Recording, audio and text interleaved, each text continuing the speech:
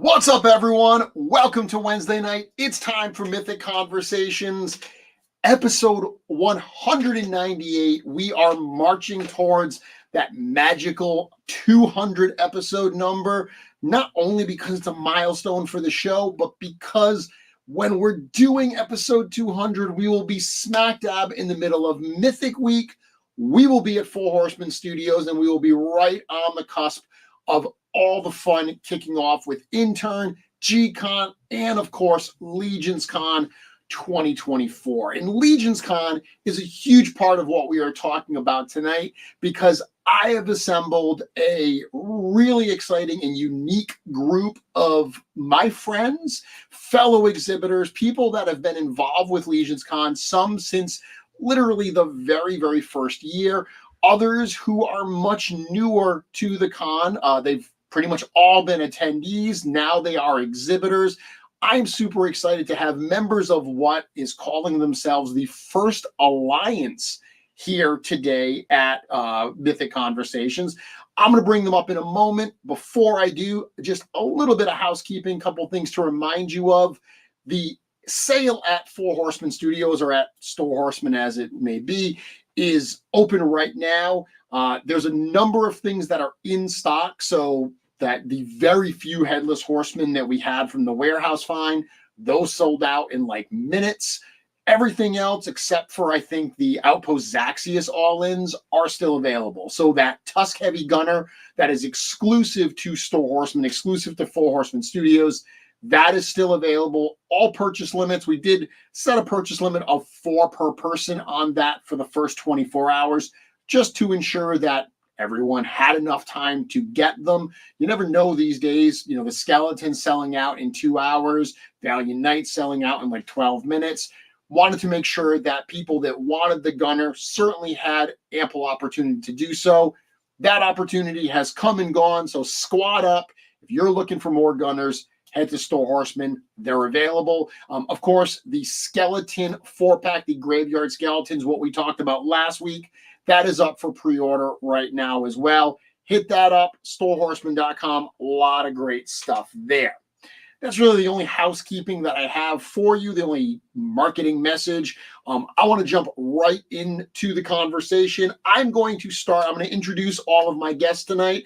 Who do I start with? I've got a great group. I got to start with, I guess, the commander of the First Alliance, the First Alliance 1, Anthony Houseal from the Toy Forge. Anthony, the fact that I saw you with that helmet on, I knew I was going to bring you up first, and I almost didn't want to bring you up first just to make you wear that even longer.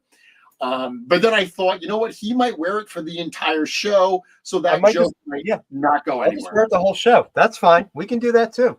We can hear you fine, so there's really no reason not to wear it the entire show. That works.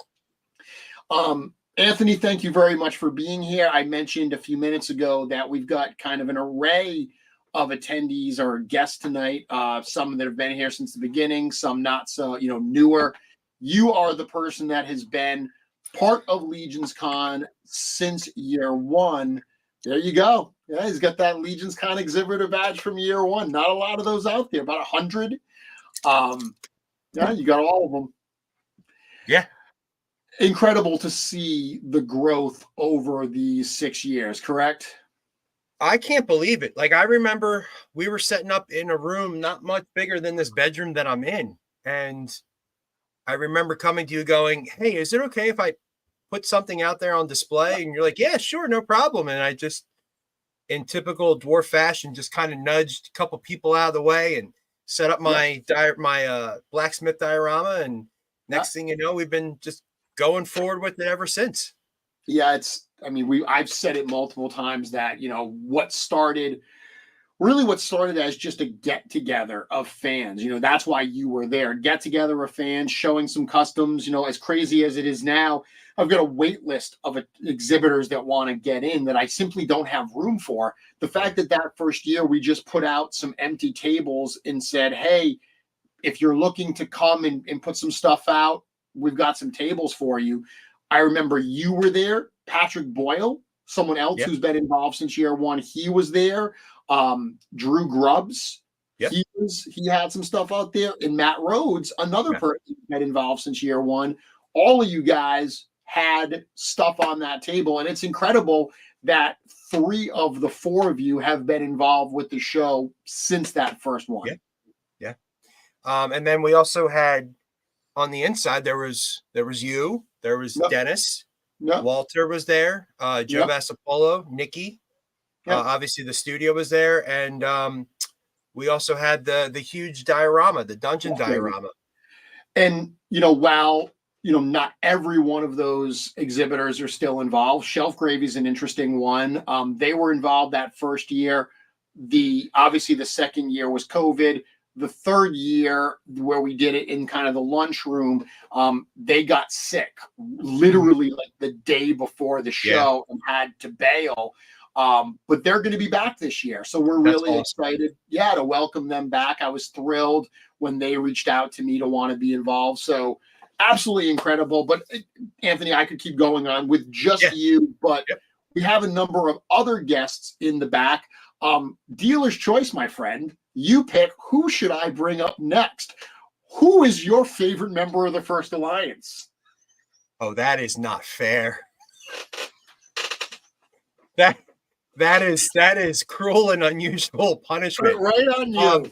So are they lined up underneath you, like where you can see them like 1 through 4? They are, but I don't know if it's the same as you. I don't see anyone underneath. I just see you and I. So I have them all. So let's pick number 3. Who comes up at number 3? Number 3 is a very solid choice. Probably the member of the group that's also been involved for maybe the almost as long as you. We've got Stephon from Dtour Customs. There he is. I knew I was your favorite. There he is. No, stop it. That wasn't what it was. I have no idea. He did. He totally. He saw the haircut, Stephon, and he was like, he looks so fresh. We got to bring him on. He's got great taste. What can I say, right, Tony? That's right. We need it for the First Alliance. So thanks for having me, guys. Another, exhibitor that's been involved in the show for quite a few years. I think even that first year, you weren't an exhibitor, but you were an exhibitor at ToyCon. Yes, I was actually an exhibitor at ToyCon. It was actually the first show that it was Trevor and I. It was our first show exhibiting there, and the Horsemen are right next to us. Right next to you. And at that time, it was the Siege of Bjornar, I believe, the first introduction of Archimedes the Ogre. I remember seeing Nikki Nicole playing around, and then you showed up and you had your son with you. I'm like, oh man, it's Jeremy. And you were like, yeah. And then I started seeing all these people from the community. At the time, I wasn't part of the Cabal. So that's kind of what enticed me. And I made this little rinky-dink Centaur custom that I had at my table. I'm like, I'm taking this. I'm going with the Legions guys. I'm going to go hang out with my tribe, my people. So that was an incredible convention because we had essentially the genesis of what we have now. So I was just so stoked to see you guys. So I remember that show, and I remember the following year was COVID, like you said, and we did the virtual show, and that was a blast. So just looking at the history of it, I'm very grateful to be a part of it at all. So and just stoked, completely stoked. Because it is interesting, because even though you weren't exhibiting at LegionsCon, the fact that you were, the way that the first year of LegionsCon worked, that for those who don't know, is ToyCon New Jersey happened, on Saturday and Sunday. So the Horsemen were set up and everything. All of us went. We were hanging out there. And then LegionsCon happened from 5 to 8. So, we look at this, we say it's a 2-day show, but it's kind of become a 3+ day show at this point when you factor in G-Con and everyone hanging out on Friday at the hotel. Back then, that first show was literally 3 hours long. So the fact that you were at ToyCon both Saturday and Sunday, Stephon, you were very much in the mix there. Anyone who was going to LegionsCon saw your stuff at ToyCon right on the side of the Horseman and with Trevor at the same time for sure. Yep. Magical moments. I love them. Okay, Stephon, you're on the hot seat now. Who do we bring up next? This is like, I didn't plan to do this, and I realize how awful this is because I've essentially set this up to be kind of like we're picking teams in gym class. So somebody's going to end up being last. And just as a fun little side note, I've already gotten a message from one of the members in this group that I didn't pick him. Ooh. Stephon, who am I picking? Or are you going to be like Anthony and just tell him, give me a number 1 through 3? Oh, in tradition of what Anthony's doing, let's keep the number based. That way, we don't get scolded later by the first alliance. So let's do number 4. Okay, it's only 3. So I'm going to go 1, 2, 3, and I'm going to go back to number 1. Yes. Because that would be the 4th one. And that is going to be the newest exhibitor that we have as part of the First Alliance. And that is Mr. Matt from 13Z Customs, arguably the coolest of the logos I've seen in the Alliance because it's a Muppet, and that's awesome. Matt, thank you very much for joining us. Matt, how many days before you leave for Mythic Weekend? 20 days. 20 days. 20 days. So, Matt, 20 days. While I said this is your first year exhibiting, it's kind of true and kind of not. You did have some stuff out actually at the Toy Forge table at LegionsCon last year, and LegionsCon last year was your first time at the show, correct? Yep. Yeah, Anthony was nice enough to let a lot of us from the Kings on their Mountain, the dwarf group, find a home to put some of our stuff out there. But yeah, I didn't have to stay at a table. I could just walk around and go spend all my money elsewhere. Excellent. So it was great. Yeah, and I sold the form. Unfortunately, I bought a lot of that anyway. The owner of the first Patina custom. So Matt, yes, that is true. It's been so interesting getting to know you. The fact that you have a long history with George and, with Four Horsemen Studios and with Glios, like you were part of everything for so many years, but not a Legions collector. And it's only in the last few years that you've really gotten into this. And, I've got Curtis here commenting saying Matt Stein is the breakout artist of 2024. You've really hit the ground running, with the customizing, with being part of the community, sharing and enjoying. And, I really do feel like LegionsCon is the culmination of all of that. Yeah, for sure. Yeah, it's been one of those things, and I've mentioned it a couple times that I dove into painting for the first time about 19 months ago as a way to deal with the loss of my mother. Mm-hmm. It was something I could put my energy into. Never did I think I would end up making so many friends through this whole process, because you and I've had this. I'm an extreme introvert. I really am. Yep. But Legions and LegionsCon and the friends I've made have kind of helped me branch out, whether it's IshCon or Toyland or anything like that. And then obviously LegionsCon, it's kind of helped me more than just my art. It's about hanging out, really. So Absolutely. the art's just a bonus. It's a bonus. I'm going to pick the next person. And it's because I don't want, someone's got to be last. And the person I'm going to leave for last already knows how much I care about him, how much I love him. So, he just jumped off. So I was going to pick Kris next, but Kris just jumped off. So I can't pick him. There we go. Get me off the hot seat. Marc from Borderland Horde. Marc, this is your second year exhibiting, second year exhibiting, third year going, because your first year was as an attendee. Is that correct? Yep.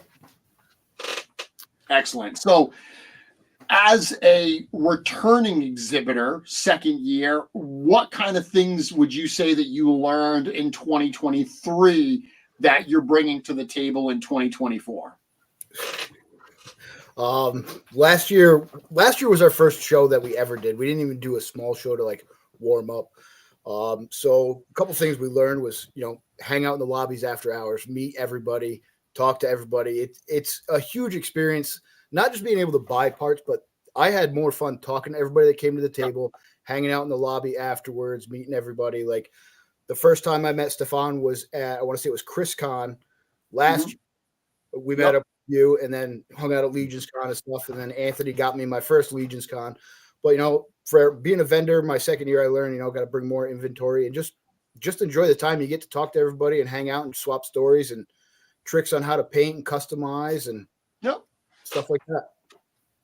And Marc, you are the only member of today's panel other than myself that's actually been in my house. Yes. So you have quite the collection. Next time you do that, you got to put the invite out. I'm coming back up. Excellent. I still want that cosmic dwarf. So the last member I'm going to bring in, and we're not going to view this as he got picked last. He is batting cleanup right now. He's coming in. He's going to clear the bases for everybody else. This is my unsung hero when it comes to customizing. Please welcome Kris from Mythic Bits. I cannot tell you guys, there are so many, the little things that this dude does, the little shims for like bracers and shoulder pads. The project I've been working on for these Mythic Shoguns, so many of those customs were completed because of the little parts, those little Mythic bits that Kris and Shane put together. So my unsung hero, bat and cleanup. Kris, thank you very much for joining me tonight. Much appreciated. It's funny, I had a baseball reference too. I was going to say I'm the closer like Mariano Rivera. So I appreciate the baseball. I super appreciate the baseball reference. There you go. Well, I am not a sports fan, so when I bring out the sports analogies, that was good. That was good. Serious.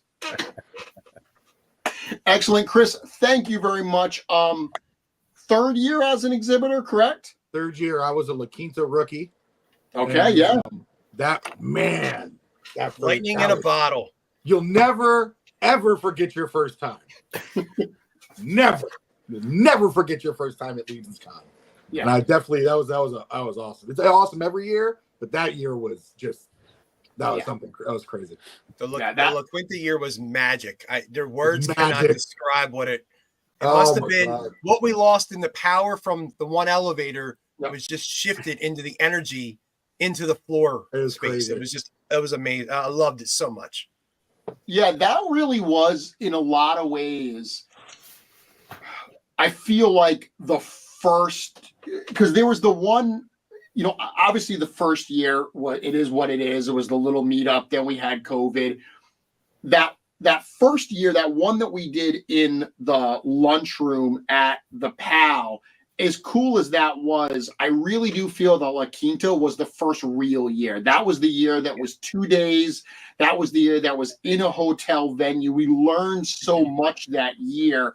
And even though it was kind of gritty, like you guys mentioned, not having the elevator not working, there was definitely a magic about that for sure.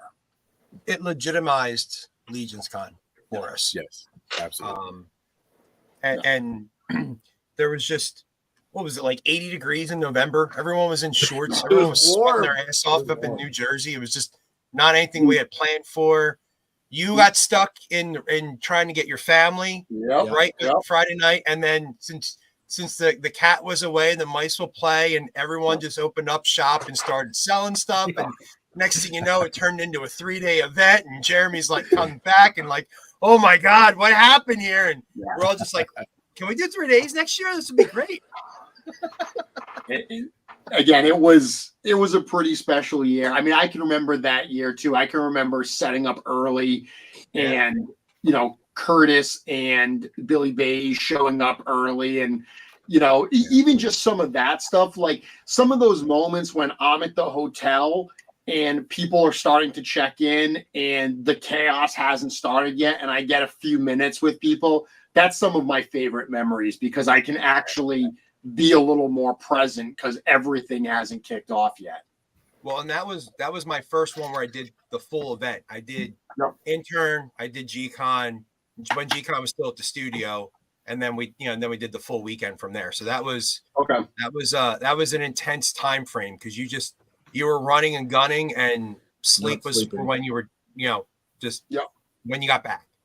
No sleep. Yeah, Greg. So Greg said, "I'll never forget that LegionsCon. It was nonstop at the exclusive table. That was when Greg was working that table." Yeah. Curtis saying, "Yep, Curtis, you're right. That's when you got your first Jeremy hug." So tell me a little bit, and Anthony, I'm going to go to you. Sure. This whole idea, First Alliance. So with the exception of Matt, who had some stuff at your table last year, all of you guys had booths last year on the floor, none of which were really next to each other. Stephon and Anthony, you guys were side by side. Everyone else was kind of spread out. A number of other vendors as well that are part of this First Alliance. Let me actually bring this up here. So if we look here, we can see this is the map, and this First Alliance, these are these tables up here, 1 through 5 and 11 through 15. Anthony, tell us a little bit about what this actually is. So let's go back to last year for a moment when we were adjacent to it at the opposite corner, Stephon and I. We were would have been 27, 28, 29, somewhere in there. Yep. And so there was a person that was next, Steph. There was a person that was next to you that backed out, right? And then that was Melissa Somerville backed out. And then we grabbed the table and we split it between us to that give us a little bit more room. And I had the idea, instead of just doing a table up front, I wanted to engage and interact with people. So I brought the table to the back of my booth, let people walk through. Stephon, we did the same thing. It allowed us to have a big, open, immersive space. We seemed to really enjoy how that worked. It allowed us to just, really be personal with the customers as they were coming through, chat with them, talk to them, see what was going on. Steph was able to set up the catapults on the ground. We were able to launch the goblins in the air. We had more room to be able to do our thing. So fast forward to this year, Kris and I, we chat every day. Yep. Monday through Friday, at least a half hour or more over the phone, and then text messaging or whatever throughout the day. Matt and I were the same way. We text a lot throughout the week, and then the rest of us we're all just chatting in our miscellaneous chat groups. But Kris and I were talking about how it's funny that we talk a lot, we hang out a lot, but like when we're at LegionsCon, we're so far apart we can't get together. So we're like, all right, well, let's figure out a way to get ourselves, grouped together. So we started figuring out, making a little bit of magic. Maybe this guy comes here, that guy comes there. And then when the announcement came that the Horsemen were going to go to the other room, that's when we started figuring out, okay, if we're going to do this, let's really do this. Let's figure out who all we can put together, and let's have a great mix of things. Let's have some veterans of the show. Let's have some newer guys to the show. Let's get some guys that may have been in the other room, that may have seen the show one way. We want to show them how the inside of the space looks. We wanted to make sure we had a podcasting group with us. So we went through and we just started talking with a couple people that were between our islands, and where we ended up was creating this, what we have affectionately called the First Alliance, which is Kris, correct me if I'm wrong, it's a Lord of the Rings reference, correct? Absolutely a Lord of the Rings reference. So it's quite the alliance of goblins and dwarves and orcs and a little bit of everything in here. So, but we wanted to create an immersive experience. So similar to what Stephon and I did this year or last year, we're going to do the same idea. So we're going to flip our tables, except them being on the inside, we're going to flip everything on the outside and let everyone walk into the middle of the island. So you're going to walk in on the sides and be able to engage almost like it's one giant marketplace.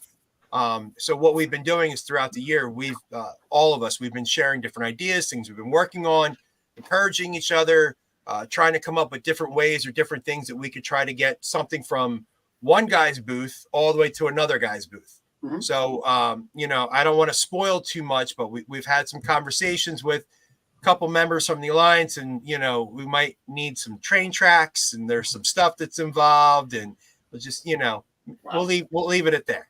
Okay.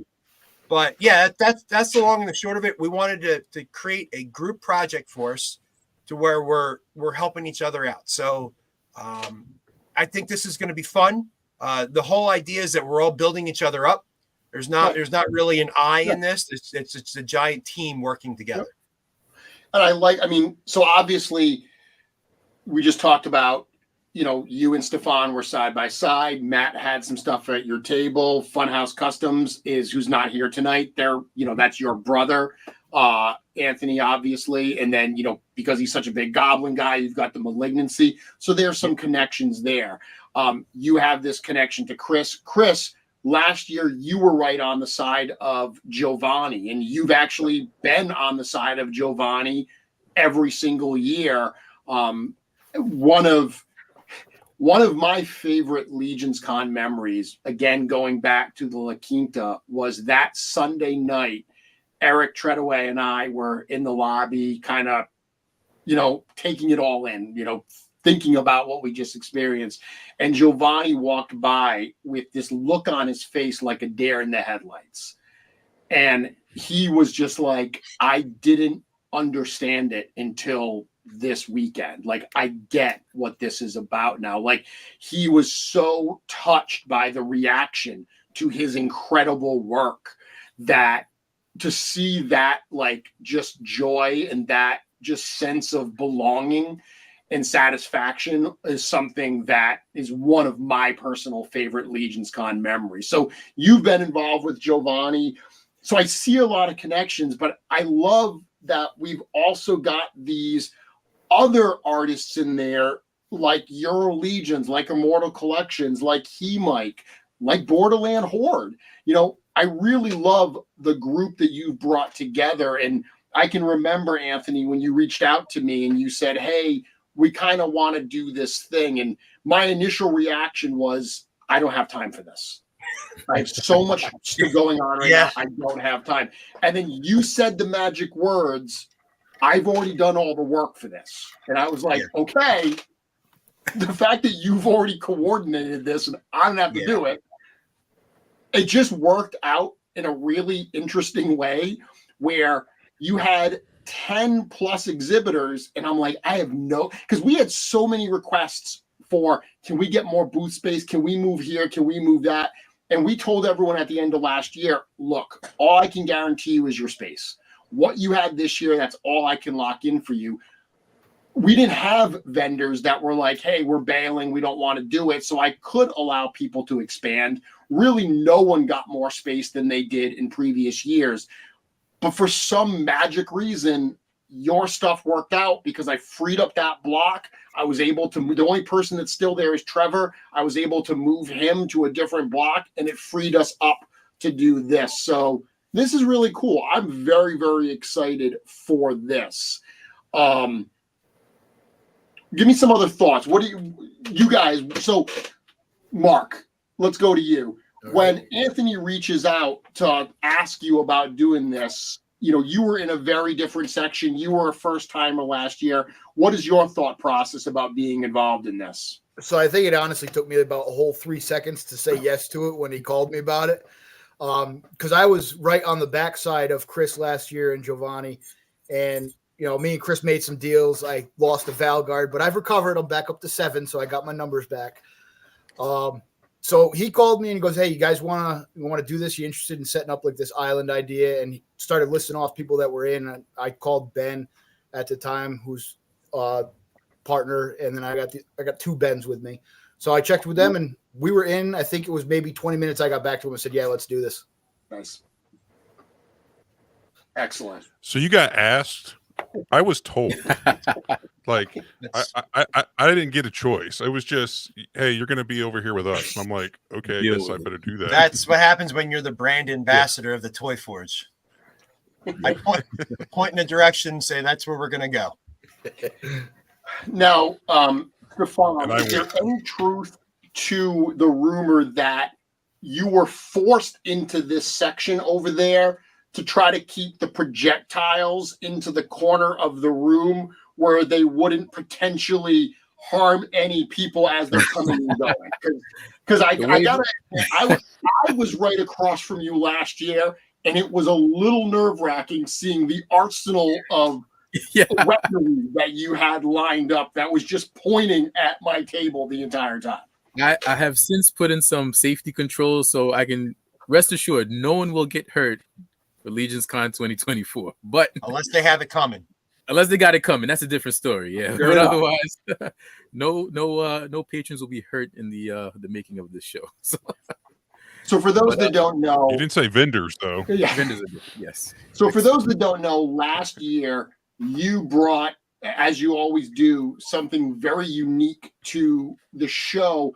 You did a number of larger scale siege type weapons. Talk a little bit about, what you did last year and what you're able to share this year as a follow-up to that. Well, I mean, last year I wanted to do something that was fun, interesting, kind of reminiscent of the play sets we grew up with, launch action, maybe not a Kung Fu grip, but something you can see in dynamic display with your Mythic Legions or your customs, just to kind of spice things up a little bit. So last year I had the catapults, I had the ballista that actually fired. So definitely bringing some of those back this year, more manageable in size for your shelves. But this year, doing a couple of new things, interesting things for both Cosmic and Mythic. Jeremy, if it's okay with you, I'd love to maybe show something that I've been working on. This is actually a Mythic ship.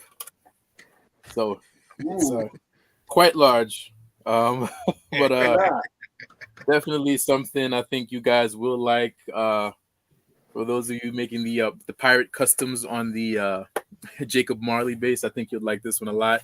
The cannons will have some additional blast effects, so just something to kind of spice things up and keep things interesting, as well as some secret projects that I'll unveil at the show. But definitely want to have an array of things for you guys to enjoy and really make things interesting this November.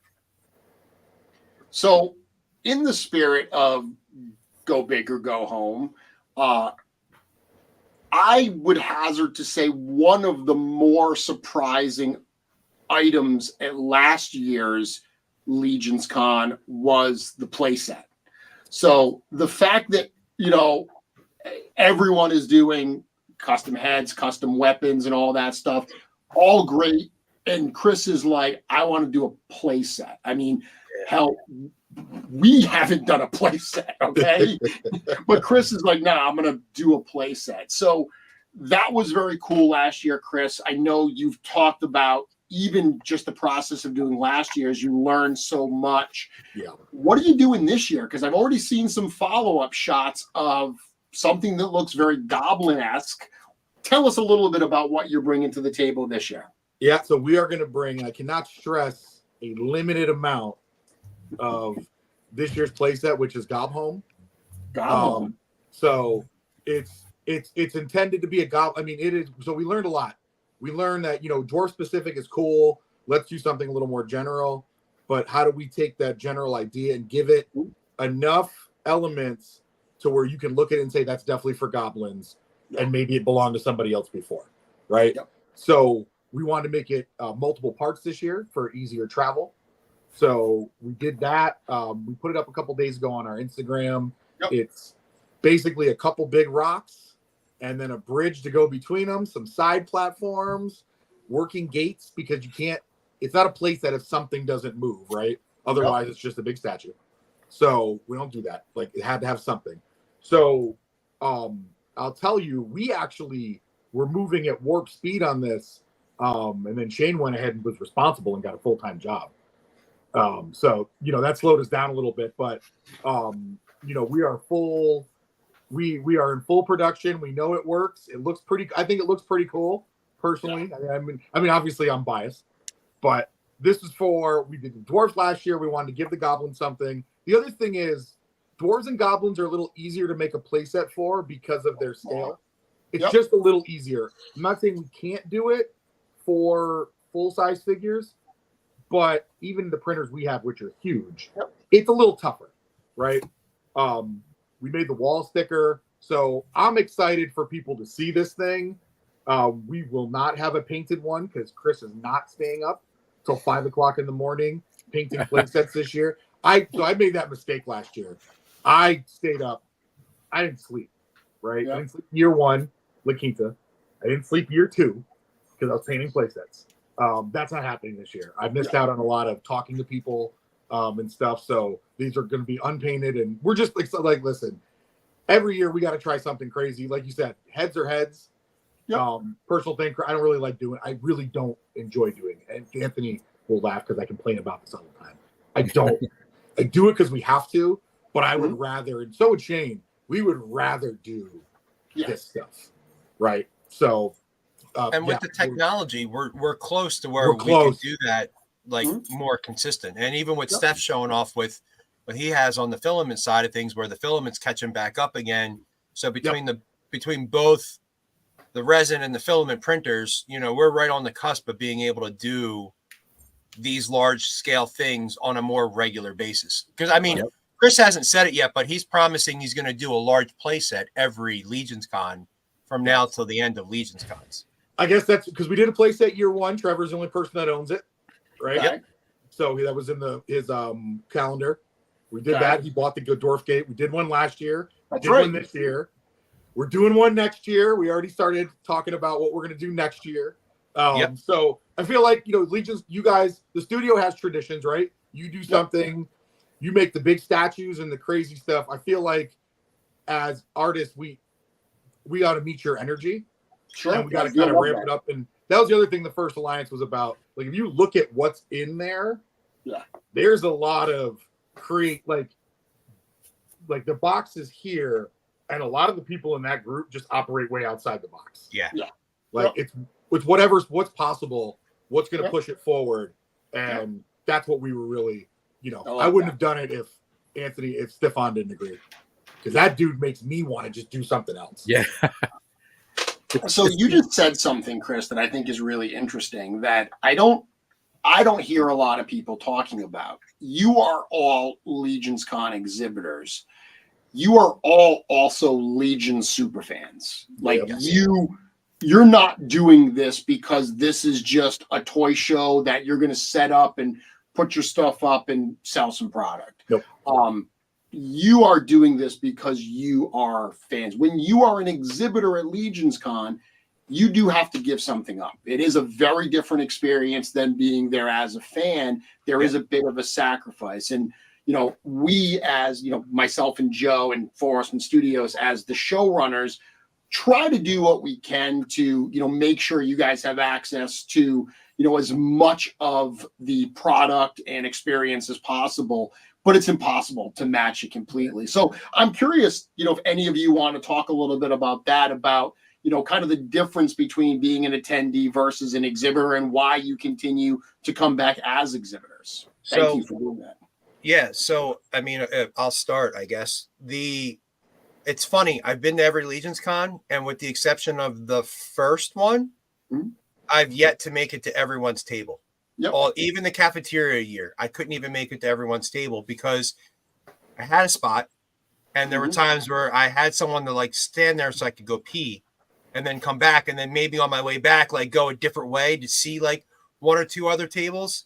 But like there were still people that I just couldn't spend time with. And then the La Quinta year was the craziest one because one of my goals was to look at Matt Rodriguez's ideas for Mars and all that stuff. And at the end, a Sunday night, I was leaving. I was saying goodbye to Emil and Tomas and everyone. And I went to him and I was like, I'm sorry. And he goes, what are you apologizing for? I said, I never made it to your table. I said, I was on my goal of places to go see. And even last year, I made it there first, like during the setup night to see what, everything. But then Mark, did I even get to your table last? Sat up No. Friday night for like 2 minutes? Like, Yeah, Friday you stopped by, but I swung by yours a few times. So yeah, I know. But that is the one challenge, is not being able to experience the vendors on a fan level. Now, like you had mentioned, you give us the opportunity to get in line and be able to purchase some of the official studio stuff, which is great. And I imagine that the Armory experience will probably be something in that capacity as well. But that's the one thing, is I miss seeing all of the art and all of the amazing talent that everyone's able to bring to the show. Yeah.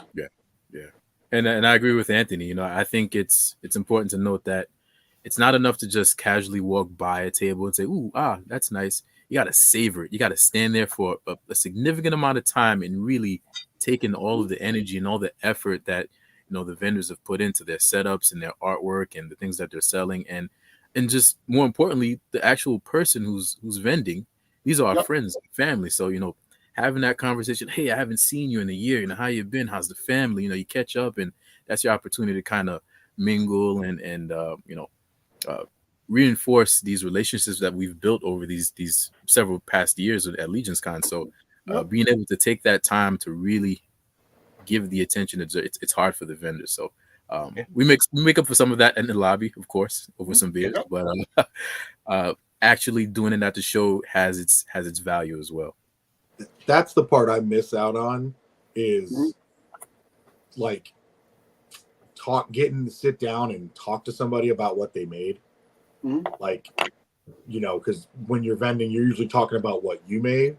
And like, I don't get to sit down with Stephon and talk about his freaking catapults last year and just like gush as a fanboy, right? It's tough, right? You get your local, the stores, the tables around you, you make good friends. Listen, I didn't know Mark that well.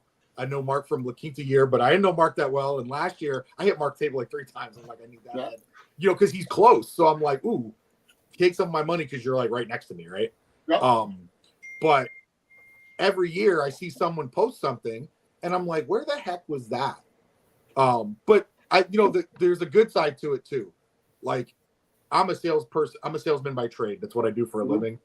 I'm sales leader. Getting to talk to everybody I don't care if you actually buy something from me. I care that you talk to me about Mythic Legions. Because I don't get to, outside of talking to Anthony and Giovanni, I don't just get to talk to somebody about the actual toys. That's why, like last year when the Valiant Night ripple went through the crowd, and I'm using the word ripple intentionally. That's exactly what it was. It was like, there was like there was something going on. I'm like, what the hell's going on? And I'm, as a vendor, I'm like, what's going on? What's going on? I see someone showing up this figure. I'm like, whoa, where'd that come from? What is that? Then the stress hits. Am I gonna get one? Yeah. I'm telling you, that's the secret vendor stuff, everyone. Is, am I gonna get one? And then you got to make decisions like, do I want to take a certain red night build this year and take it as currency at the table? Wink, wink. Like, I might post that and say, hey, Kris is gonna give currency markups on that, because that's the stress of a vendor, right? But it's also the benefit, because you get to sit down and that's a quick backstory. That's how this started with me and Giovanni. I've never been an attendee. Year 1, Giovanni and I are like, yo, we should go, right? Like, we should totally go. I get to go home, see my family up in upstate New York, so it's like a win-win for me. He's like, yeah, he's from New York, so it's like, yeah, let's go. And we were like, yo, we should get a table and display our stuff so we have someplace to sit, so we're not wearing ourselves out. And that's how it started. For our origin was, I think he told that story recently. That was it. We just wanted to, we were like, yo, it's worth X amount of dollars to have a place to go sit and then show off our artwork. And that is not what it's turned into, but it is, years later now, we're going to be in a row in a little creative bazaar where we don't have a place to sit, because how we're going to do the tables. Right. And now it's fortunate because, like I said earlier, with the incredible demand the show has, because we make tables available to existing exhibitors first, it's like those people who got in early are kind of like locked in, and they're like, I'm not giving up my spot because I won't get it back. You have a Um, recurring payment for me every single year for LegionsCon for that day. There we go. I wish you would just take it at the end of the show and call it a day, because that would just be a lot easier. Save yourself I some love time. that. So, Matt, you talked about not really being much of an extrovert, and I'm obviously very aware of that, being somewhat of an extrovert myself. This is interesting, and I see a lot of people, you know, whether they're exhibiting, whether they're just attending, that are a little bit uncomfortable in these type of environments. And I hear time and time again that the welcoming nature of this show, of this community, really does make LegionsCon feel different. I know a lot of people who are coming, first timers, maybe they came last year, but didn't engage as much as they wanted to. I'm curious just some of your thoughts about, you know, being an attendee at the show, in kind of getting into the community and putting yourself out there a little bit to get kind of the most out of the weekend. Yeah, you know, it's different. Like if I'm at a table, like if I'm vending, whether it's for my real job or this, because then I'm kind of forced to have to engage with people. But as an attendee, I actually struggled for like the first couple hours on Saturday, just because there were so many people and so many people seemed to know each other, and so I felt very outside. And then I kind of, you know, honestly, I called my wife. She kind of calmed me down, and then I just started putting myself out there as the day went on, and then by the time you get to the end of Sunday, I'm sad that it's ending because it just flew by. But again, it was rough, and trust me, I know there's a lot of us that collect toys and stuff that are very introverted, but as soon as you just make one friend there, and next thing you know, you'll have 10 friends you're talking to, because it's like a domino effect. This person knows this person, and like, especially the vendors, don't be afraid to just go up and don't just look at their stuff, talk to them. I made a lot of friends just by talking to them. But the end of Sunday, I start walking by and saying bye to people, and they're like, here, take this, and all of a sudden I'm walking, you know, Kris himself, like I was like, I need a couple more extra heads, and I walk back with like 40 heads, and I'm like, why do I have 40 heads? Because Kris didn't want to have to take them back home with them. That part. Yeah. That part. Yep. So, you know, especially if you're in the cabal, right? Like if you're in the cabal, you know these people, they're the same people. Yeah. Yep. And it's the good cabal people that are at the show. The good ones come. And we got a comment here for a couple comments. You know, Brian saying that this is his first LegionsCon, that he's an introvert, but he's connected with some great people through the cabal, and he's very excited to meet them in person. And you know, we have Curtis here saying LegionsCon very therapeutic. Cloud mentioning that the community squashed my anxiety so fast. I'm not worried this year and plan on being more social. To your point, Matt, you see this. There'll be groups of people that are talking, and they seem like they know each other. Like, oh, these people are great friends. You know, I always think about like the Mythic enablers. The fact that the first year I saw them all hanging out, and I was like, how long have you guys known each other? And they're like, yesterday. We just met at intern. If you see a group of people talking and you think, oh, they're like blood brothers, they've known each other forever, they might have just met. They literally might have just met. Euro Legions, they had never all been together until a couple years ago. Look at them now. So if you see a group of people, go up, introduce yourself. You will absolutely be welcomed into that group. People are there. Everyone is everyone is there for the same reason. Absolutely do not hesitate to join those conversations. The only blood brothers are Mark and I. Now, that comment you meant, Brian Carr, could you bring that up one more time? I certainly can. Yep. All right. So Brian, I've never met you before. I don't think I have. I'm not sure if you're local or not, but come to the First Alliance table, and there is plenty of stuff for us that we have in terms of stuff for the show. We will hook you up and make you feel right at home. and you will be met with thunderous embrace. Come on There by. we go. Now, Lots of group hugs going Oh, on. yeah. now, Matt, that all being said, are you going to be comfortable when people refer to you as the Patina Prince? He better. Like, if they genuflect around you because you apparently are royalty and they refer to you as the Patina Prince, are you prepared for that? Well, I hope so, because I just ordered a badge ribbon that says Patina Prince on it. with my face on it, so I hope so. Yeah, that is a good point. For someone that's an introvert, you like putting your face on things. That was Anthony's fault. Yes. It was Anthony, because I did my friend did the logo my for me. fault? This entire show has been my fault. Oh, The burden of leadership. The Lions is my fault. Matt becoming a huge success is my fault. What else? Oh, everyone feels bad for this. No one feels So bad for this. I had this. Yeah, no, whatever. The Sesame Street colors, and he was like, "Oh, you need to make yourself a Muppet." And I went, "All right." And the next day, I had a friend draw me up, and I'm like, "All right, I'm a Muppet," and it went from there. So, and I sold like, I want to point out, I sold like 18 shirts, but Mr. Make Yourself a Muppet didn't buy a shirt that had my face on it. He just bought the shirt that had the logo on it. I just want to point that out. So I do have a couple comments I want to bring up here. So Anthony's brother, Mock the Goblin, says there's tons of hugs and high fives. There absolutely is. You know, one thing I will point out is this community is a very warm, embracing community, but not everybody's comfortable with that. You know, I have no problem shaking hands, giving hugs. It doesn't bother me in the slightest. I'm happy to do it. Keep in mind that if you're not comfortable with that, if you have, you know, space issues, don't worry about that. You don't feel like you have to come out of that kind of your comfort zone if that's not where you want to be, especially at your first LegionsCon. Everyone completely has the right to their own physical space. But I see this comment here as well. This is my first LegionsCon. I'm a little nervous because I'm not good at initiating conversations.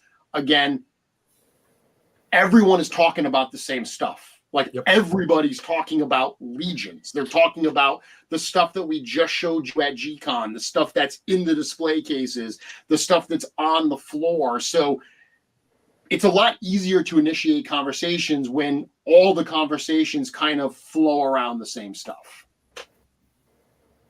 So I would say this year, give you a conversation starter. Just walk up to a group and say Skeleton Builder 2 is one of the 3 greatest figures ever made. And then just, you're good. Fisticuffs. I'm just saying, listen, I'm just throwing that. I don't want to start until the drama. Dwarf 2-pack I don't want comes to start out. any drama in the chat. I said one of the 3. I got room for 2 more. But I don't want to start anything in the chat. But let's keep it real here, folks. That I know this isn't like that figure is dope. Let's not, you know, It not mix words. That is dope. I appreciate that. So Jeremy, you definitely need to find a week where you have Kris on to just talk about the language of Legion. And I think that you will be in for quite a fun episode of just back and forth over this. I'm kind of happy I'm not shilling tonight. It's so nice. Thank you for doing this. Usually around LegionsCon, I get invited to stuff, but it's always me trying to hawk something like a TV guy. I really my favorite thing is to talk about the actual figures and what they do in the part. Like, I love it. It's the best. And I love that you said that, because every one of us is at LegionsCon selling stuff, right? There is without a doubt a financial aspect to this. But Anthony, I go back to that first year where really no one was selling. Like, it was an art exhibit. That is what it was. You know, I've kept that art exhibit mentality with one of my tables. Like, one of my tables is all stuff that I have no intention of selling. It's just there for exhibit. And then I have a second table. But Kris, I think that that's a very valid thing, that it's so easy to get so wrapped up in, I've got to make sure I have all this stuff to sell. I've got to be out there shilling. and not enjoying the buildup, not enjoying the time that you're there because you're so focused on just being a salesman. I love when I hear people like yourself, like Anthony, saying, changing my mindset a little this year. I'll have stuff to sell, but I'm there to experience the community. I'm there to enjoy LegionsCon. Yeah, I tell everyone every year, just come up to me and just talk to me about something, right? Like that personally fills my cup for the year. Yeah. Right. Because like I talk to Anthony and Giovanni a lot, right? That's just my two people. Those are my humans that I've looked up with for Mythic Legion stuff, right? But you talk to the same two folks, you guys kind of know where everyone stands. Anthony and I love dwarfs. Giovanni hates dwarfs. That's a secret. Now it's out. People like what they like, right? Yeah. But getting to meet other people and talk about, like, if it's a photographer, talking about photography, something I'm not good at, or I think one year with Brad Jones, we sat down for like an hour, and my favorite thing to talk about is parts and what's not going to be available and what's about to get rare and what I need to hoard for the next year, right? Yep. Like, seriously, I could do that forever, right? And he was cool enough to sit down with me. I never met Brad before that time. And we just sat down and talked about parts. And I was like, these legs and these arms, we're not going to see these for like a year and a half. Like, like having that discussion, that for me filled me up for last year doing that. That made me really hyped. So you're like, that's what the con should be about. Like, obviously everyone's got their tables, whatever, but it really should be about talking about, oh, how did you make that? Like, I love going up to other people and looking at their customs and saying, how'd you do that? Yeah. Like, explain it to me.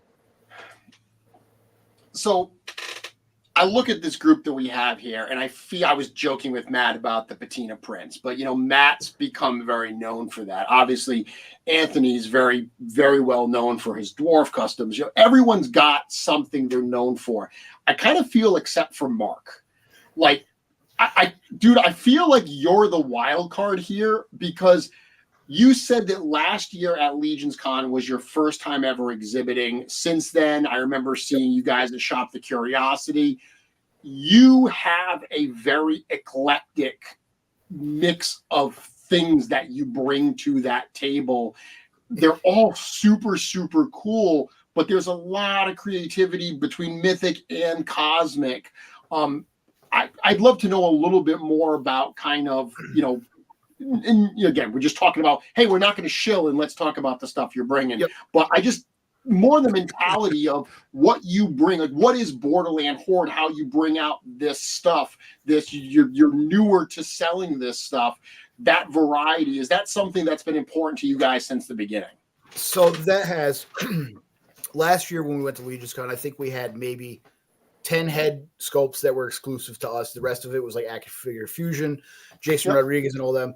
And then it's just me now, but I have, say, Ben 1, Ben 2, and then I also have Kris, who does all those Battle Beast customs.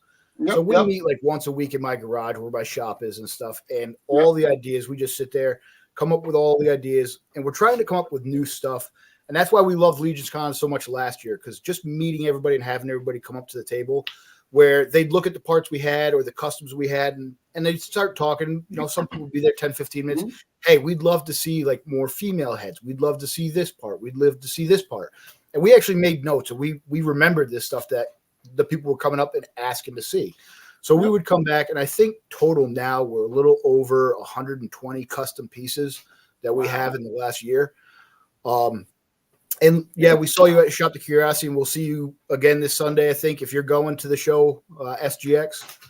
I am not, unfortunately. It is, not unfortunately. It's actually my anniversary this weekend. Congratulations. And so I already had plans. We already had, a hotel booked. When I had suggested that maybe we could leave early so I could get to New Hampshire, that suggestion was not received very warmly. So I've decided that I'm going to not go to this one. At least you'll be able to. You wanted another anniversary. Yeah. Sacrifices must be made. But like all the stuff that we have, like you said, it's not like one faction. Like I love dwarves. Ben McCall loves like goblins and the greenskins. Kris loves making custom, so he's always looking for a part or something. And Ben Wright's getting into 3D designing, and he's doing customs, and he loves the skeletons. So when you look at our stuff, it's like a mix and match of everything. It's not just one faction orientation or race or whatever. It's everything. We have a part for every type of figure that you have created. Well, what's really cool too, and to continue praising the Horde, those mounts that you guys did are really, really cool. And the way that you have been able to incorporate larger scale items, they're not just statues or just things off on the side. Like the way you have it, the interchangeability to them, like that's awesome. Like again, everyone, like Kris had said earlier, the box is here, and a lot of everyone is trying to think on the outside of it, and that is totally outside of the box, and I love it. Like I just can't wait to see those in person. I can't wait to see the way that they all swap and pop off and everything. So kudos to you guys for bringing that to the table that no one really has done in all the different variables that you've been able to present to everyone. Yes. Yeah, we've tried to make something for each faction so far, or with those, and like the wolf, you can fit the goblin on and stuff, which is nice. And that's something that Ben always wanted. He's always talked about, man, I wish I had some sort of companion that, like, when I display my figures and I build my custom, I could paint them up to match. So, he loved Lord of the Rings. He always wanted like a Bill the Pony to go with some of his dwarves and whatever. So that's stuff that we're going down that road, and we have more coming, and it's just great. And look forward to LegionsCon this year, getting more feedback. And we look to build stuff that people want to see. Cool. Love that. Love it. So changing gears a little bit, whenever I always ask the question, what are you looking forward to? What things are you looking forward to at LegionsCon? We always hear the community and 100% the family reunion, the community aspect, hanging out not only during show hours, but in the lobby afterwards. That is an essential part of the LegionsCon experience. But taking that off the table and thinking more about some of the other aspects, whether it's the figures, the experiences, whatever. I'm curious to know what some of the things you guys are most excited for with LegionsCon this year. Steph, why don't we start with you? Is there anything that sticks out in your mind as being highly anticipated? For me, it's got to be the full custom figures. Between that and the heads last year, they flew from everyone's table. I remember passing by Eric LeBron's table. I'm like, there was something that I wanted, but now it's gone. I was devastated. The same thing with Dennis, and it's just like, I got to act fast. So seeing that a lot of the same vendors are coming back, and you got some new guys on the table as far as the customs, it's going to be a great opportunity to really collect other people's work, because I'm kind of tired of stuff that I'm making. I'm one of those guys, I cannot stand to see my work over and over again. I want to get something fresh and appreciate someone else's effort and creativity. So having those and displaying them museum style and just reminiscing about the history and all that went into it, that's what I want to kind of capture the most this show. So excited to see some of what the other people are bringing for parts and customs and stuff. Yeah, very cool. Matt, what about yourself? Anything stand out for you that you're excited for or looking forward to? Well, I'm excited about the armory experience, to give that a shot. But as far as like other vendors and stuff, one of the things, I don't have a ton of customs from other people. What I want is a dwarf custom from all of my friends. Fair enough. And I don't have to buy them all. I just want to be able to track them down, because I know like Trevor, he collects Fury orcs from a lot of different people, and so my plan is to try to pick up a few dwarf customs this year from some friends that I haven't picked up any from yet, hopefully. And I keep working on Eric Miller. I send him a message at least once a day, just dwarf. That's all I say, just dwarf, and he knows what it means. And so if he wants us to stop, he has to make me a dwarf. Okay. Fair enough. That goes for you too at some point. Fair enough. And a zombie monkey. Yes, I know. I have the parts actually. I was going to mail them to you, and I was like, I'm going to see them in a couple weeks. I'll bring them. So on the note of the armory experience, and I know someone earlier had mentioned,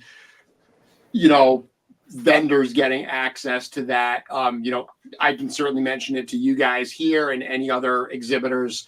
We do have plans for the exhibitors to be able to do the Armory experience, part of being open. So on Saturday night, for those that may not know, the show ends at 5:00. The Four Horsemen room, including the Armory experience, stays open till 7, only for people with exhibitor badges. So there's 2 hours that you will be able to shop that stuff. So the trick is, we got to close down the main ballroom, the room that you guys are in. We got to close that down so you guys can get over and actually enjoy some time in the Horseman area. Makes for exceptionally long day for all of us, but that's the only way we could really allow the exhibitors to get away from their tables and to get over there as well. So the Armory experience will be open at that time as well, as we try to attempt to get as many people, as many exhibitors to be able, who want to do that, to be able to do that. Standing. We appreciate Mark, it. what about yourself? What things come to mind that you may be looking forward to this year for LegionsCon? Honestly, the same as last year. Luckily, I have 3 other guys coming with me to help run the table, so we'll be able to get around, get to every booth, because I probably missed 3/4 of the booths last year. See everybody's parts, see everybody's customs, just talk to everybody. I had a ton of fun in the lobby after hours. I missed, because I was so drained, I missed the fodder swap. So I got my bins ready this year. Go down there, swap some parts out, just talk Mythics with everybody, and just meet up with all the people that I've been talking to and commenting on their posts all year long in person. That's the best part of it. Like, I did LegionsCon in 22 with Ben and Kris, and knew a few people, went around, bought a bunch of parts, bought a bunch of customs. And then last year, it's just the best time. Like, we start talking about it like December, LegionsCon's over, and we're planning for next year, who we want to see, who we want to meet up with, what we're planning on doing. It's like Christmas for me being an adult, is going to LegionsCon. Yeah. So it's funny. So we've got Drunk Gizmo here saying, I don't know if it's possible to see everyone's table. I believe I did the math, and if you were at the show for the entire span of time, the 8 to 5 on Saturday and the 8 to 4 on Sunday, if you wanted to see everyone's table, you'd have about 10 minutes at every single table to get through the entire show. And that's 10 minutes. That's just doing the math. So that doesn't include however long you may have to wait in any of the lines to go do like the Horseman booth and stuff like that. So it's a lot of stuff to be able to try to see in that 2-day span. Wow. I thought of something else What I'm is that? looking forward to. The pretzels From the pub. Yes. So the pub, I've only heard one person talk negatively about the pub, and it was Lenny Kingpin, where apparently his taste palette is just not, he just didn't enjoy it, which, dude, everyone's got different tastes. No problem there. But everybody else I know that enjoyed the pub really actually liked that food. I don't know about you guys, if you had a chance to hit it up, if you had a good experience there. Matt clearly did. Yep. Yeah. It helps that we were starving at the end of the I day. ate there like 4 times. We ate every meal there. Yeah. Kris, what about you? What are you looking forward to most for LegionsCon this year? All right, I got 2. One is a personal thing that only happens because of LegionsCon, which is I get to go home before LegionsCon to upstate New York, and I get to get 2 travel pans of my mom's lasagna and bring it. I knew Anthony was waiting for it. We brought lasagna last year, and while G-Con was happening, we actually were feeding people outside a little bit. And my mom makes awesome lasagna, and it was cool to have that validated by random strangers. They were like, "Oh, this is really good." I'm like, "Yeah, it's not just nostalgia." So there will be travel pans again this year. I'm gonna bring some lasagna with me, like I did. The second thing for me, it is that Armory experience, and it's the nervous anxiety of, am I gonna get the one build I want, which is that's the nervous fun part, or that can I trade for it later or whatever. I want to see how I'm interested from a logistics standpoint, how you guys manage that, because I'm always interested in the logistics of stuff. And two, my wife's a project manager by trade, so I'm interested in stuff like that. Two, I want to see that red in person. Yes. I want to see it. Pictures looks great. I want to see it in person. Because that just it looks in camera, it looks phenomenal. So that's like for me. That's I'm really, really excited for it. Plus, you guys are trying something different, right? So like we talked about outside the box multiple times tonight. Name a con in the country where you can go build your own action figure and get a package for it. Not in a baggie, like how some of us give our customs out. Package. Like in a box, right? With a new holographic logo. Yep. Right? Where else can you go pull that off? What other con can you go to do that? You can't. It's one place. Well, we haven't pulled it off yet. So pull it up. You'll be fine. You'll be fine. We believe. Yeah, it's I think it's going to be very, very special. You know, it's going to require patience and planning. Yeah, with this particular group of, Legionnaires, I'm pretty confident that we're going to have the patience we need and the planning we need to be able to make this work really well. Agreed. And it's important to note. Just make sure Big Greg's there. Yeah, it's important to note that this armory experience, this is something that is a culmination of the fans throwing suggestions out there and the horsemen and staff actually listening to these requests and these dreams of ours are becoming a reality in such a short period of time. I have to point out, and it's incredible that the creativity transcends the normal customer, company relationship, and we've gotten to this point. So the armory experience is very special in that regard. Yeah, and I'm excited. I've talked about this before, but because this project it's gone through a couple different versions, and it's been something that we've been talking about for almost 3 years now, realistically. So to finally have it at the point where we're going to get it out there, we're going to try it, we're going to see, how this works. It's that sense of anticipation, excitement, nervousness, but that's through everything with LegionsCon. Yep. Anthony, how about yourself? What things are you most looking forward to? And again, not specifically, I know the community, that's the big thing. We all love that. But are there any other aspects that you're looking forward to? It's probably that dragon that you keep telling me about in private that's going to be announced. It comes with a new dwarf. Now too. you have to tell everyone that you're totally kidding right now because That's the part where I say I'm totally kidding everyone. Yeah. The first and last. No, actually, there's a couple things. The one thing that really comes to mind, it's 5 words. It's the Kris James second annual swap extravaganza. That swap was so fun last year that we're going to do it again, and we're going to do it bigger and bolder and more exciting. We're going to have more people involved. We've got Dorklair involved. We got Wolf King involved. I'll be there as well.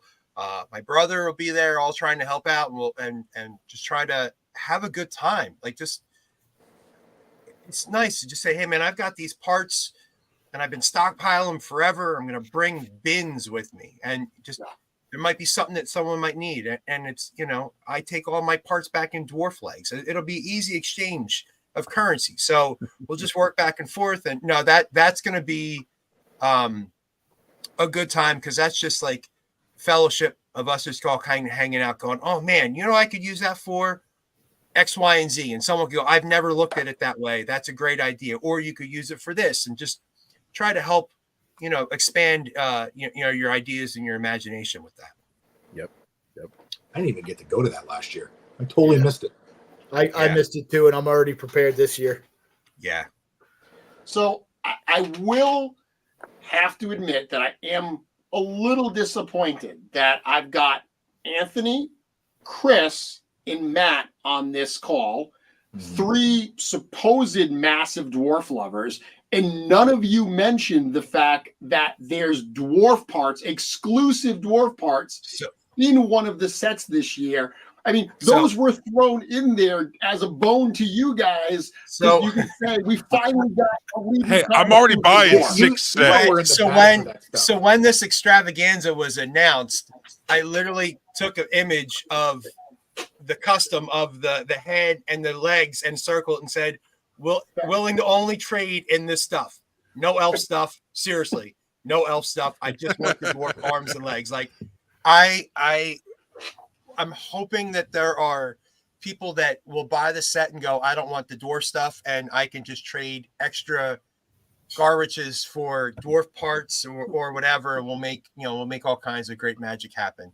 So but Joe's reveals the other day with his pop and swaps and mixing the Saturday and Sunday parts together made me realize that I now need to get like 2 or 3 more sets in addition to the ones that I already had planned. I am happy for all the cloth arms. A lot of cloth arms. Yeah.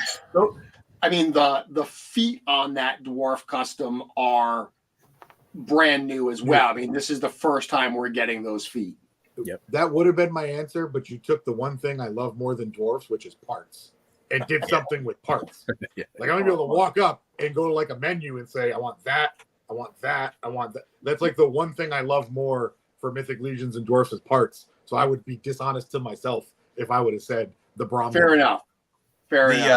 The second thing I'm looking forward to is kind of what helps set the tone for the rest of the year, which is the G-Con reveal. Yeah. I mean, it's a long day. A lot of things are revealed, and I feel like we'll probably be getting an announcement of the title of the G-Con reveal here probably soon to give us a rough idea what we could expect. So when that comes out, we'll be able to kind of, all the conspiracy theories will start running rampant in the cabal of what we think it'll be and everything from there. So that one's great because it's the oohs and the ahs when the pictures get revealed, and you have the super fans that are able to come up. And as someone that was able to participate in that last year, Kris and myself, to be up there and to see it for the first time, and your initial reaction is just the jaw drop, and you're like, oh my God, this is amazing. To be a part of it, it's really, really cool. My prediction is after G-Con this year, I think one of the most prominent comments is going to be, I didn't see that coming. Good. 2 dragon. Cosmic dragon. Yeah. So we've Just talked kidding. a lot about LegionsCon. I can't believe that we're almost at 9:00 already. The night has flown by. But I saw this comment earlier, and it's interesting when we were talking about putting yourself out there and so forth.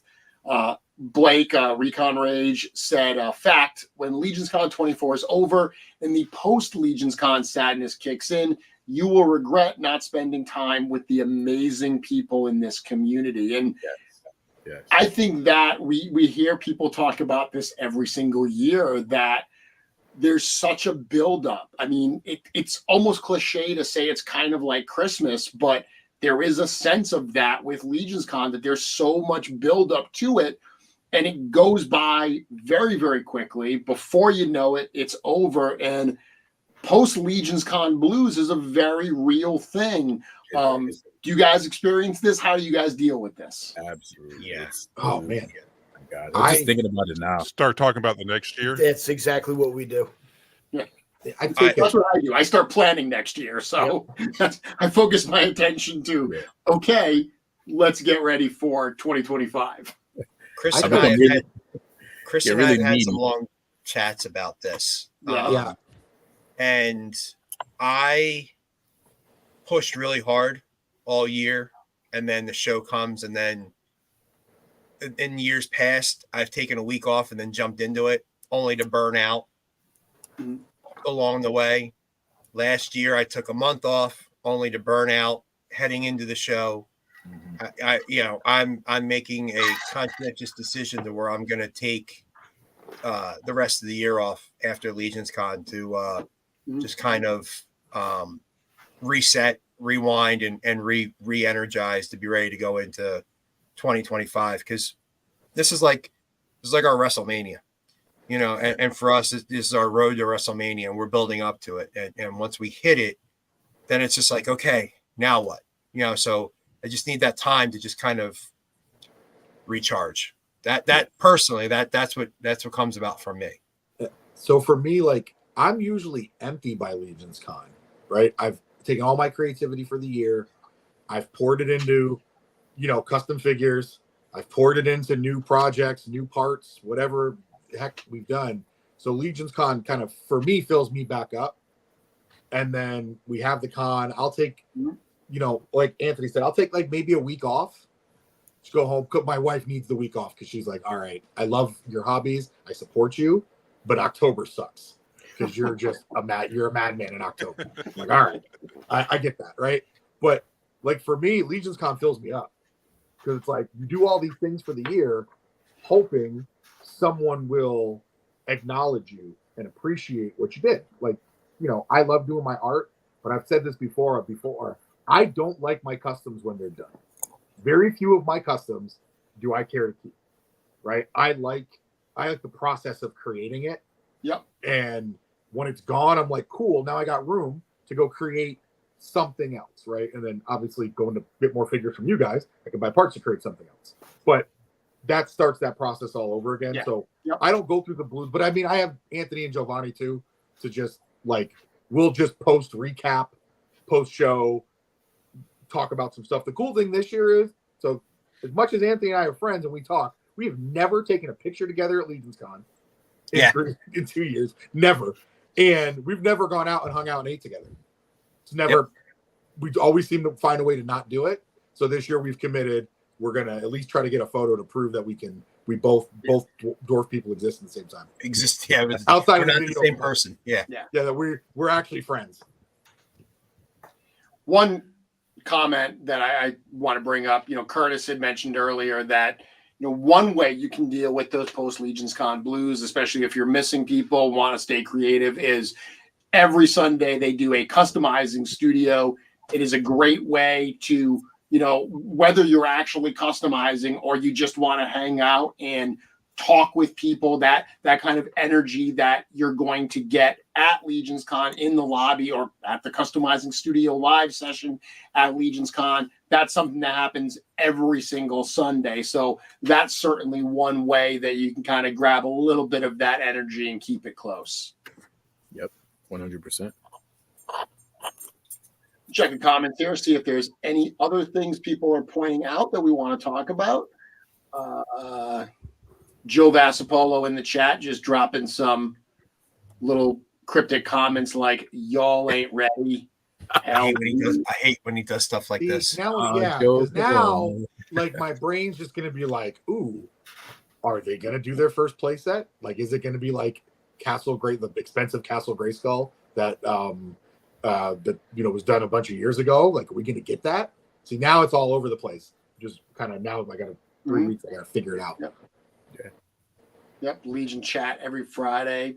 Yeah, I mean, Anthony, you were mentioning earlier about like when we do finally decide to reveal the G-Con name and stuff, that starts the conspiracy theory and the speculation.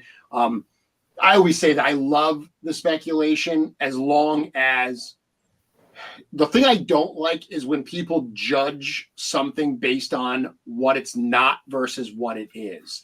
When people are like, I wanted X, and because you gave me Y, I don't like it just because it's not X. You know, it's great to say, I would love to see these things, but when you do actually see the stuff that's revealed, I always just ask, judge it based on the merits of what it is, not the fact that you wanted some other thing that may not be, it's time for that yet. Yeah, exactly. I mean, everything has its place. I mean, the timeline has worked. You know, we're getting the reveals as needed. So, you know, when we get the eventual characters that we're hoping for, that we're expecting, you know, based off of things that have been said, they're coming. And realistically, right? You guys should just make a T-shirt that says we made a 1 foot tall bear. I'm serious. Like, hold on. Let's be real. Let's be real. Whatever you were expecting last year, walking in to Rising Suns, right? Whatever everyone expected, right? You made a 1 foot tall bear, right? And I'm sure it didn't just sell to people in the Legions community. I'm going to guess that the bear did pretty well, right? Bear did very well. Bear did very well, right? So I'm Yep. just saying, like, you made a see-through skeleton horse and a 1 foot tall bear in back-to-back years, right? So that's the level of, it doesn't, like, for the G-Con reveal, I don't think I've ever seen it where there wasn't at least one or two things in there that were like, it doesn't matter what I expected. It was like, you did a 1 foot tall bear. Holy crap. Yeah. So the trick is, if you want to know what we're going to actually do, you actually just need to listen to one of your First Alliance table mates, the Euro Legions podcast. If you listen to Euro Legions, when Mal says, I would love this, but there's no way they'll do it, that's almost a sure thing we're going to do it. Yeah. He said that about a skeleton horse. He said that about a bear. So who knows what Mal says there's no way we're going to do that this year. I'm setting Mal up here that he's going to say something, and apparently we'll have to deliver on it. Yeah. God, I could spend 2 hours talking about that horse. So Mal's going to say there's no way you guys are going to do a dwarf mount with a goat that we could have, right? Don't even put that in the ether. A ram. Oh, a dwarf goat mount. Oh God. So guys, I got a comment earlier, and we're coming up on 9 o'clock. But I definitely want to take a few minutes. Michael Cooper says, can I get links to these guys' web pages? As an international collector, I'd love to see their work. In the absence of links, why don't we just go around and talk a little bit about where's the best place people can find you and see your work? Anthony, I'll start. I'll go the reverse order of last time. We'll start with you. What's the best place that you would direct people to see Toy Forge stuff? Sure. Go to Facebook. I do have a Toy Forge page, or a Toy Forge page there. I also have, I'm on Instagram as well. Private messaging works. Be able to send you a link to the site to be able to take a look and see what I have. And I prefer to use the website as like a table at a show. So I don't want you to purchase anything from the website. Look at the site. It's my table. Then you and I, we chat like we would do at LegionsCon. And we work our magic. We figure out how it goes from there. And then from there, that's how I establish these long-term relationships with a lot of the customers. Okay. Kris, how about yourself? Where can we find you? For right now, you can go to the Mythic Bits Instagram page. So at Mythic Bits. It's got a link to our web store, very similar to Anthony's setup. It's there for lookies, not for buyies. Just DM me and tell me what you want. And then next year, the customs will split off into their own brand at the Pharaoh's Forge. So that Instagram's already been had for a while. But right now, if you want to see that work, and just feel free to DM and start chatting about anything about Mythic Legions, I'm good to go. Perfect.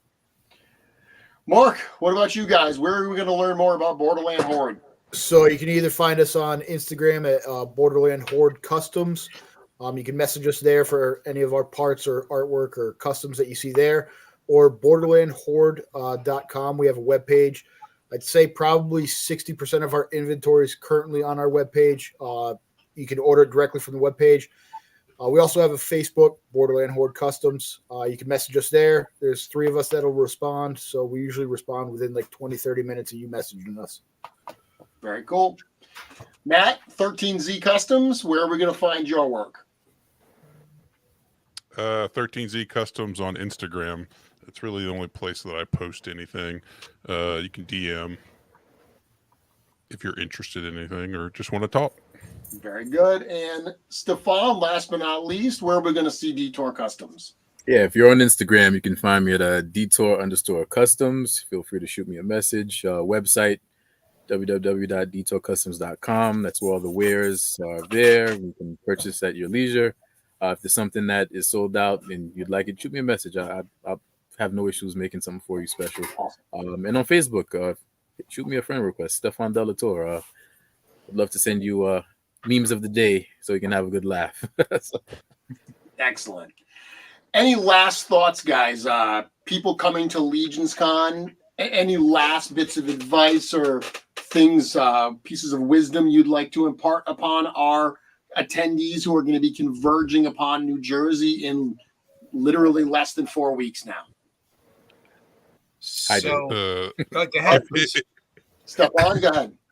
If you're interested in, all right, Stephon. Yeah, well, hydrate, because it's gonna get very involved, and you might forget to drink water.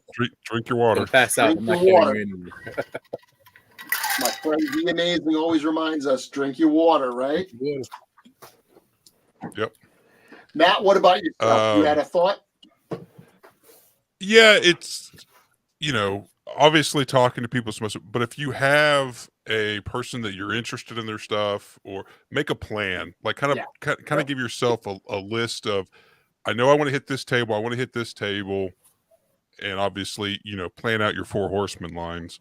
If you just walk into it blind, you're gonna get overwhelmed. Yep. Love that. And then enjoy the art. Like that was my favorite part about last year. Like each table is like an art gallery. Yep. It's amazing. Yep. I love that. Yeah, 100% have a plan. That is literally why, all of this stuff that we release in advance. We release the schedule in advance. We release, the map in advance. The reason we do all of that is so people can, think about their weekend experience and determine what they want to actually do. I continue to liken LegionsCon to going to a theme park. If you've ever been to a theme park without an idea, it's exactly like Matt just said. It's overwhelming with the amount of choices. So have a plan for sure. Any other thoughts? Any other pieces of advice you guys want to impart? Yeah, I'll echo what Matt said. Like, if you have a favorite artist, especially if they're in that upper tier of artists, go get them before you do anything else on Saturday. Some of the folks, Eric Miller, Giovanni, does not bring a lot. Yep. It does not. There's not a lot of stuff, right? Even heads. If you don't get it in the first hour and a half, it's a wrap, right? Yep. So if you have a favorite artist, and don't come back later to expecting go to to your see favorite it, artist because it's going to be gone. That's the thing for all these folks, that really do like that paint the heads, especially the head artists and the only custom folks. This is the way they keep coming back and they can keep doing their art. So go support them, right? The 3D print folks, like we got stuff, we can go make stuff later. Like we just remake it, right? The artist cannot. They can only do it the one time, and it's the one time they're going to put a little bit of their soul into it. So make sure you go do that. Collect their souls. Yeah. So collect their souls. Exactly. To follow back up what everyone's saying, like Jeremy, like you'll have figures at the table, right? You'll have 10, 15, 20, maybe 100 of a particular figure. Matt, how many of your customs do you have that of a single one-off custom? You have one custom, right? Stephon, same thing. Mark, Kris. So if you are hunting for specific art, and this isn't anything against like the studio, but like they're going to have it over an abundance of inventory. So if there's something that you're thinking about, in most cases, there's definitely an abundance of inventory there. Go to the third party guys, because once they may only bring one thing or 5 things, and after that's gone, that's it. It's gone. We're not going to be able to run back to a studio and grab more to replenish. If coming from Washington or Georgia or everywhere else, like what we have is what we have, what we're bringing to the show. So, think about going through there first. Get what you want, get what you need, because the studio stuff will definitely be there all weekend as well. Yeah, and I mean, to dovetail on that a little bit, there will be stuff in the studio room that sells out inevitably. Sure. But I always tell people that if you're first in line to get in the Store Horseman area, all you're guaranteed is that you're first at whatever we start with. Yep. There's cases of stuff that we're not starting with. Like there's some older figures that we have very few of. Some of them will be out at the start. Some of them will be out later in the day. No matter when you come to the table, there's going to be a mix of stuff. So really what you guys are talking about is if stuff like the customizing, the custom parts or full custom figures is important to you, especially to your point, Kris, if there's a certain artist that you really want a piece of their work, prioritizing that certainly makes a lot of sense. The other thing I'll point out, I did a video on my channel probably before last year's LegionsCon talking about like buying, like why these things are priced the way they are. Because especially if you're newer to buying customs, you know, you look at a 4 Horseman figure that's $40, and then you look at a custom that's $150, $200, and it's like, what the hell? Why is it so much money? And you know, I in my video talk about, you got to look at it. You're not buying just an action figure. You are buying a piece of one-of-a-kind art from an artist. So keep that in mind when those artists put that stuff on their table. The mix of parts, the time that goes into it, the sweat equity that goes into it, all of that factors into the price that they pay. So certainly keep that in mind. Yep. Mark, did you have anything you wanted to add? You're the lone you guys hit, you know, have a plan and all that, but you know, everybody that you guys have been talking to when you come to the show, everybody on Facebook and stuff, make sure you can make connections. Go out of your way and say hi to people. That's for me the most enjoyable part, besides buying customs and stuff, is making new friends, sharing stories about how you build stuff, how you did this to a figure, or you go up to an artist like Anthony and Kris. Like, I've bought a bunch of dwarfs from you guys. You guys are the ones that actually I think were the first purchases I made in 2022. Talk to you guys about how you did this, how you did that. Learn some stuff. Just go out. You got 3 days. If you get there on Friday, if not, it's Saturday and Sunday, and it goes by fast. So take your time, make friends, make connections, and come away with some good memories. It's a good point that you just mentioned there too. Is one thing that we haven't talked about tonight is this community is as sharing a community as I think you could possibly find. There are so many communities where the experts in that community hoard that knowledge, right?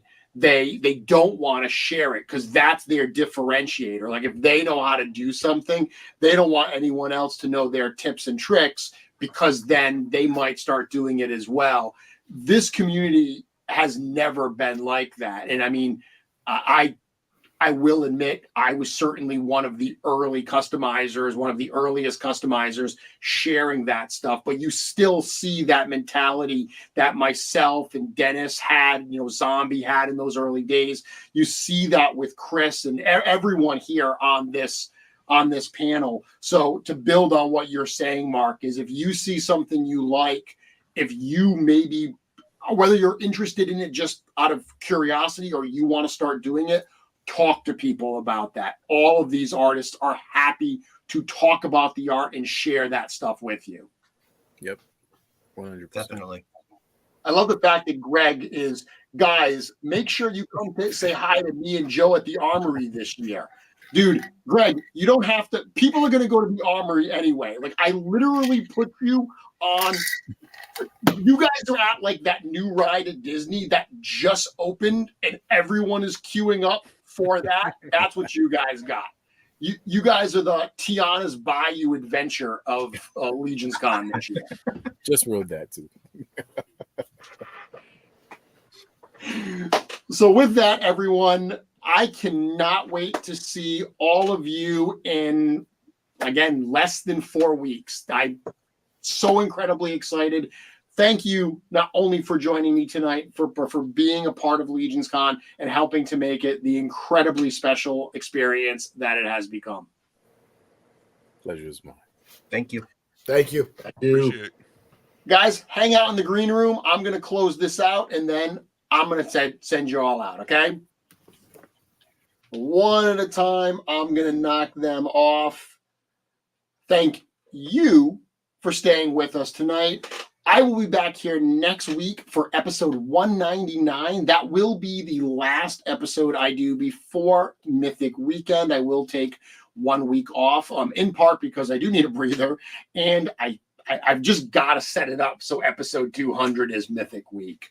Well, tonight's show was an incredible amount of attendees. Next week will be just me, and I'm going to kick it a little old school next week. If you've watched Mythic Conversations for any amount of time, you do know that customizing was such a big part of the show, especially in those early days. Next week, we're going to look at my exhibit for LegionsCon this year, my Mythic Shoguns. I'm going to spend some time just kind of showing what I'm going to be doing there, talking through some of the customs, some of the mentality behind why I wanted to do this in these particular customs. That should be a lot of fun. It's a very self-serving episode, but one that I'm very much looking forward to do, sharing all of that stuff with you, not only next week, but at LegionsCon. If you haven't gotten your LegionsCon tickets yet, what the hell are you waiting for? These people that were all here, you get to come see their smiling faces, and I'll be there as well. LegionsCon.com. Less than 4 weeks. We hope to see you there, and I hope to see you next week for another episode of Mythic Conversations.